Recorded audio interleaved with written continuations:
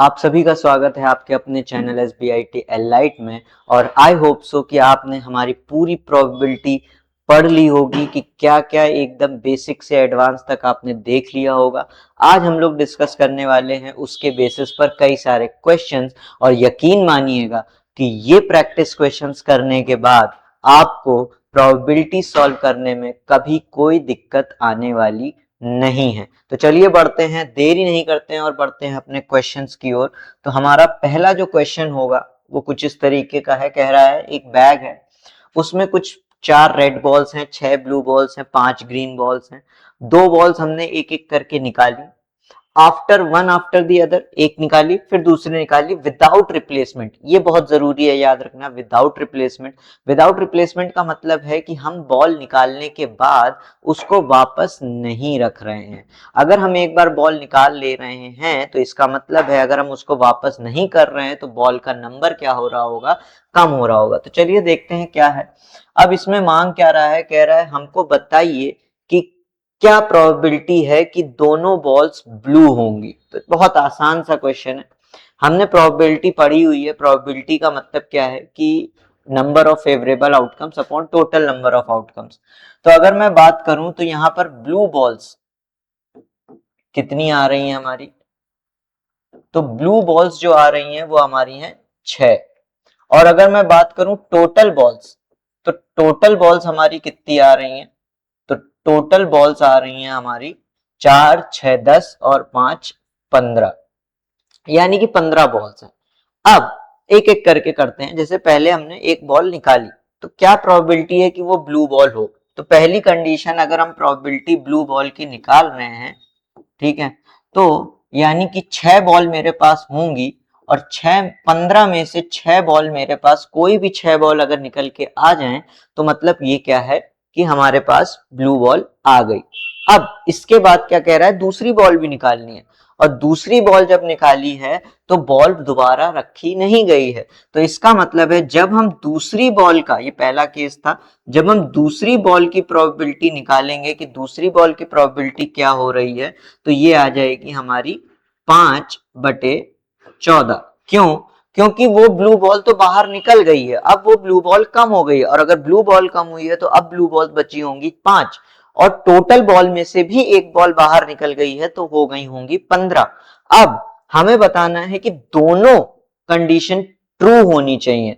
ये याद रखिएगा कि जब वो पूछ रहा है कि बोथ बॉल्स आर ब्लू, यानी दोनों बार ब्लू ही होना चाहिए, तो यानी ये दोनों कंडीशन एक साथ आएंगी तभी फुलफिल होगा। और जब कभी भी एक साथ आना है तो जो ओवरऑल प्रोबेबिलिटी हो जाती है, प्रोबेबिलिटी ऑफ ब्लू बॉल्स, जो कि ओवरऑल आएगी, वो आ जाएगी हमारी 6/15 मल्टीप्लाई बाय 5/14।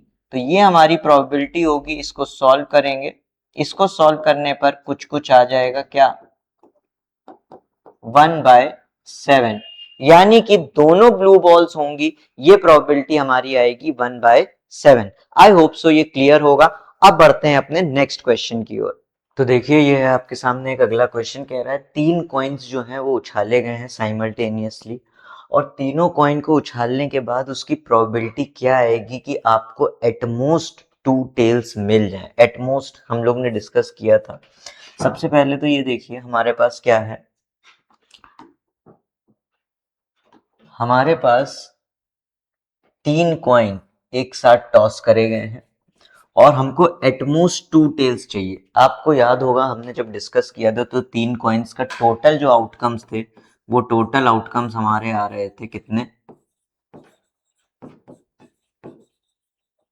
टोटल आउटकम्स आ रहे थे 2 की पावर n, यानी कि 2 की पावर 3, जो कि बराबर होता है 8 के। तो यानी टोटल आउटकम 8 है। अब कौन कौन से आउटकम है आइए जल्दी से देख लेते हैं। देखिए एक था हमारा HHH, एक था हमारा HHT, एक था हमारा HTH, और एक था हमारा HTT। इसी में सब में T की जगह HH की जगह T कर दीजिए, और TTH, THT, THH। तो ये हमारे कुछ आउटकम्स हैं। 8 आउटकम है। अब इसमें से बोल रहा है एटमोस्ट 2 टेल। एटमोस्ट का मतलब होता है ज्यादा से ज्यादा 2 टेल हो, उससे ज्यादा नहीं होने चाहिए, और 2 से कम चल जाएंगे। तो 2 से कम चल जाएंगे तो मतलब 0 भी चल जाएगा, 1 भी चल जाएगा, 2 भी चल जाएगा, केवल 3 टी नहीं होने चाहिए। तो केवल इकलौती ऐसी कंडीशन है जिसमें 3 टी है, बाकी सब में या तो 2 है या तो 2 से कम है। तो अगर मैं यहाँ पर फेवरेबल आउटकम की बात करूं तो फेवरेबल आउटकम हमारे हो जाते हैं 7। तो हमारी जो प्रोबेबिलिटी आएगी ऑफ एटमोस्ट 2 टेल्स की, वो होगी हमारी 7/8। क्या होगी? 7/8। तो आई होप सो ये क्वेश्चन क्लियर होगा, बहुत आसान था, क्वेंस पे बेस्ड ऐसे क्वेश्चंस आ जाते हैं। चलिए बढ़ते हैं अपने नेक्स्ट क्वेश्चन की ओर। तो हमारा नेक्स्ट क्वेश्चन कह रहा है, a number is chosen random from the numbers 10 to 85 inclusive. Inclusive का मतलब है 10 भी है 85 भी है, दोनों इंक्लूड करे गए हैं। What is the probability that the number is either a multiple of 4 और 5। यानी कि हमको एक ऐसी प्रोबेबिलिटी चाहिए, ऐसा नंबर चाहिए जो कि 4 का भी मल्टीपल हो सके या तो 5 का मल्टीपल हो सके। जब जब या तो आएगा तो या तो का मतलब है आपको क्या करना होगा? प्लस करना होगा, और प्लस करने के साथ साथ इनके जो कॉमन मल्टीपल्स हैं उनको क्या करना होगा? आपको हटाना भी होगा। तो चलिए देखते हैं इस क्वेश्चन को कि किस तरीके से हम ये क्वेश्चन कर पाएंगे। सबसे पहले तो आपको ये जानना होगा कि इसमें टोटल आउटकम्स कितने हैं। तो टोटल आउटकम्स देखिए कितने होंगे, क्योंकि दोनों नंबर इंक्लूसिव हैं तो हमारा जो टोटल आउटकम होंगे वो होंगे 85 में से 10 हटा दें तो बचेगा 75। लेकिन जब मैं 10 हटाऊंगा तो 10 भी हट जाता है, इसलिए हम लोग इसके बाद क्या करते हैं? इसमें एक 1 ऐड करते हैं। तो इसका मतलब टोटल आउटकम जो आएंगे वो हमारे पास आएंगे 76। अब रही बात हमें 4 के मल्टीपल्स ढूंढने हैं कि 4 के कितने मल्टीपल्स होंगे। इसके कई रास्ते होते हैं। अभी तो नंबर छोटे हैं तो हम लोग ऐसे भी बता सकते हैं कि 4 के मल्टीपल क्या है। अगर गैप बहुत बड़ा होता है और नंबर्स हमें नहीं पता होते हैं कि क्या हो सकते हैं, तो हम लोग उसको एक अलग तरीके से निकालते हैं। अलग तरीके से क्या निकालते हैं? सबसे पहले तो हम इसमें देखेंगे कि 4 का पहला जो नंबर डिवाइड कर सकता है वो कौन सा होगा। तो जो 4 का पहला नंबर होता है, 4 से अगर हम डिविजिबिलिटी रूल चेक कर रहे हैं तो 4 का पहला नंबर होगा 12, और जो लास्ट नंबर होगा 85 के टर्म्स में वो होगा 84। ठीक है। अब आपको अगर पता करने हैं कि 4 से कितने नंबर्स डिवाइड हो जाएंगे या 4 के कितने मल्टीपल्स हैं, तो आप इन दोनों को सब्ट्रैक्ट कर दीजिए। 84 में से आप 12 माइनस करेंगे, और जब माइनस करें तो इसके बाद आप क्या कर दीजिए? 4 से डिवाइड भी कर दीजिए। ठीक है। अब इसको डिवाइड करेंगे तो 72/4 आएगा। 72/4 जो हो जाएगा वो हमारा कितना हो जाएगा? लगभग लगभग ये आ जाएगा आपका 18। ठीक है। लेकिन इसमें आपको +1 करना पड़ेगा। क्यों करना पड़ेगा? क्योंकि यहां पर आपने 12 को भी माइनस कर दिया है, यानी आपने 12 इंक्लूड नहीं किया है। तो अगर आप देखेंगे तो आपके पास टोटल जो नंबर्स आएंगे जो कि आपके 4 से डिवाइड हो जाएंगे वो आएंगे 19। चलिए, इसके बाद बारी आती है हमारे ऐसे नंबर्स जो 5 से डिवाइड हो जाते हैं। तो 5 से हमारे कौन से नंबर, अगर मैं देखूं तो देखते हैं 5 से कौन से डिवाइड हो जाएंगे। अगर मैं देखूं तो इसमें 5 का पहला जो नंबर डिवाइड कर सकता है वो है 10, क्योंकि 10 इंक्लूड करना है। और जो लास्ट नंबर डिवाइड कर सकता है वो है 85, क्योंकि 85 भी इंक्लूड होना है। अब 85 में से मैं क्या करूंगा? 10 को माइनस कर दूंगा, और 10 माइनस करने के बाद इसको मैं 5 से डिवाइड कर दूंगा। तो 75/5 आएगा, और 75/5 होता है 15। तो 15 हमारा हो गया। अब क्योंकि हमने 10 माइनस किया था तो इसमें एक नंबर जोड़ना पड़ेगा, यानी कि 15 + 1 कितना हो गया हमारा? टोटल 16। यानी 16 ऐसे मल्टीपल्स हैं, ऐसे नंबर्स हैं जो कि 5 की टेबल में आएंगे इसके बीच में। 4 के कितने थे? 19 थे। 5 के कितने हैं? 16 है। लेकिन अब जरा गौर फरमाने वाली बात यह है कि कुछ ऐसे नंबर्स होंगे जो 4 से भी जाते होंगे और 5 से भी डिवाइड होते होंगे। ठीक है। अब उन नंबर्स को कैसे पता किया जाए कि वो नंबर्स कौन से हैं? अगर मैं देखूं तो इनमें कुछ ऐसे कॉमन मल्टीपल्स हैं जो हम लोग काउंट कर सकते हैं। तो जो 4 एंड 5 दोनों से जा रहे हैं वो कुछ नंबर्स क्या हो सकते हैं। देखिए हमें पता है पहला नंबर होता है 20 और इसी की टेबल में जो भी नंबर आएगा वो होगा, तो 20 होगा, 40 होगा, 60 होगा और 80 होगा। यानी कि ये चार ऐसे नंबर्स हैं जो कि हमारे क्या हो जाएंगे, 4 और 5 दोनों से जाएंगे, तो इनको ये यहां भी आ रहे हैं, ये यहां भी आ रहे हैं, तो हमें इनको क्या करना पड़ेगा, एक बार हटाना पड़ेगा। तो अगर मैं बात करूं अपने फेवरेबल आउटकम्स की, तो जो मेरे फेवरेबल आउटकम्स हैं वो कितने हो जाएंगे, वो हो जाएंगे हमारे 19 प्लस 16 माइनस 4। ठीक है, तो ये कुल मेरे पास आ गया 19 प्लस 12 यानी कि 31 आउटकम्स ऐसे होंगे फेवरेबल आउटकम जो 4 से भी जा रहे हैं, या तो 4 से जा रहे हैं या तो 5 से जा रहे हैं। इसके बाद अगर मुझसे पूछा जाए प्रोबेबिलिटी मल्टीपल ऑफ 4 और 5, तो फेवरेबल आउटकम है 31 और टोटल आउटकम्स थे हमारे पास 76। तो ये हमारा क्या हो जाएगा, फाइनल आंसर हो जाएगा, क्योंकि इसको हम और सब डिवाइड नहीं कर सकते हैं क्योंकि 31 एक प्राइम नंबर है। आई होप सो ये क्लियर हुआ होगा। अच्छा क्वेश्चन है, इस टाइप का क्वेश्चन आपको याद रखना है, और वाले केसेस में प्लस करते हैं। ये एक हमने बेसिक तरीका देखा, ऐसे ही और टाइप्स हैं। चलिए बढ़ते हैं अपने नेक्स्ट क्वेश्चन की ओर। तो देखिए ये है हमारा अगला क्वेश्चन, क्या कह रहा है, from a well shuffled pack of 52 cards, 2 cards are drawn at random without replacement, दोबारा रखा नहीं गया है।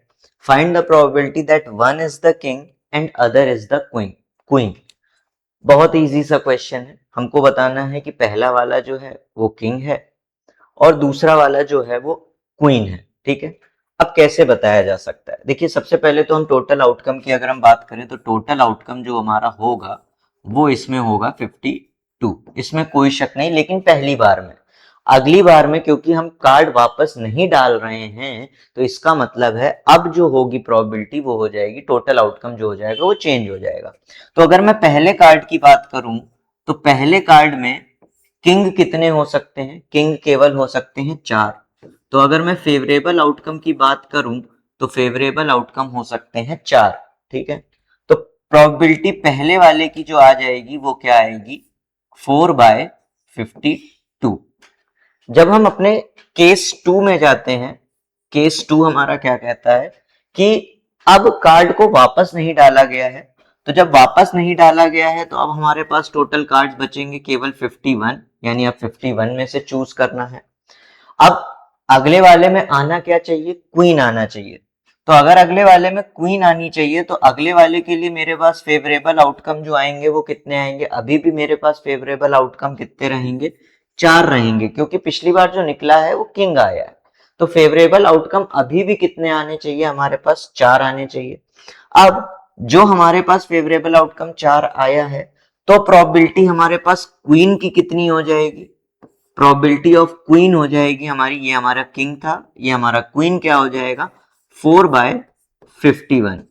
अब जरा ध्यान से समझिएगा, यहां पर बोला गया है one is a king and the other is a queen, यानी पहला वाला किंग होना चाहिए और दूसरा वाला क्वीन होना चाहिए, यानी ये दोनों कंडीशन साथ साथ फुलफिल होनी चाहिए। एक बात हमेशा याद रखिएगा, जब कभी भी एंड वाला केस आएगा तो दोनों प्रोबेबिलिटीज में आप क्या करेंगे, मल्टीप्लाई करेंगे, यानी जो हमारी फाइनल प्रोबेबिलिटी बनेगी वो फाइनल प्रोबेबिलिटी क्या होगी, final probability of king and queen वो होगी कुछ 4/52 इंटू 4/51।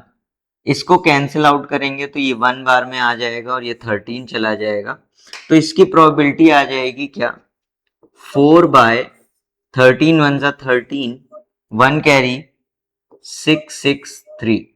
तो ये हमारी क्या होगी, प्रोबेबिलिटी होगी कि पहले वाले पे किंग आ जाए और दूसरे वाले पे क्वीन आए, क्योंकि हमें ये फिक्स्ड कंडीशन चाहिए है, तो 4/663 हमारी प्रोबेबिलिटी आएगी। लेकिन क्या ये सही फाइनल प्रोबेबिलिटी है, नहीं, बताता हूं क्यों।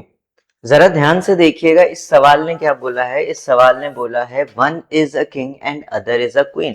मैंने ये कंसिडर किया है कि पहली बार किंग आया हो और दूसरी बार हमारी क्या आई हो, क्वीन आई हो। क्या ऐसा नहीं हो सकता है कि पहली बार क्वीन आ गई हो और दूसरी बार किंग आया हो सकता है।